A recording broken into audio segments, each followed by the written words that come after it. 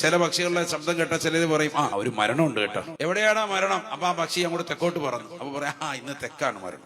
ഇങ്ങനെയുള്ള ഓരോ വിശ്വാസങ്ങൾ ഇന്നും കൊണ്ട് നടക്കുന്ന ആളുകളുണ്ട്. അള്ളാഹു നമ്മളെ കാത്ത് സംരക്ഷിക്കട്ടെ. റസൂലുള്ളാഹി സ്വല്ലല്ലാഹു അലൈഹി വസല്ലം തങ്ങൾ പഠിപ്പിക്കുകയാണ്, ലാ അദ്വാ വലാ തീറതാ വലാ ഹമ്മതാ വലാ സഫറാ. ലാ അദ്വാ, പകർച്ചവ്യാധികൾ സ്വയം പകരുകയില്ല. അള്ളാഹുവിന്റെ തഖ്ദീറില്ലാതെ മുസ്ലിമേ നിനക്കൊരു പ്രയാസവും വന്നു ചേരുകയില്ല. വലാ തീറതാ, പക്ഷിയെ നോക്കിക്കൊണ്ട് ദുർലക്ഷണം കണക്കാക്കിക്കൊണ്ട് ശകനം നോക്കിക്കൊണ്ട് നടക്കുന്ന പണി ഇസ്ലാമിൽ ഇല്ലേ ഇല്ല.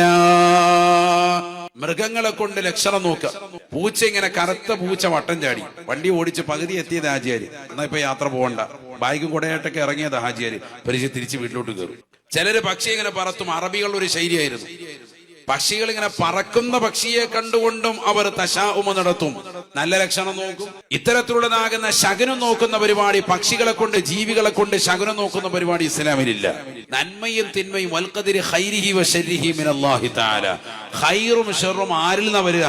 അല്ലാഹുവിൽ നിന്നാണെന്ന് വിശ്വസിക്കാം. ഇത് ഇന്നത്തെ ഖൗമിന് പലർക്കും നഷ്ടപ്പെട്ടു. അല്ലാഹു നമ്മളെ കാക്കുമാറാവട്ടെ.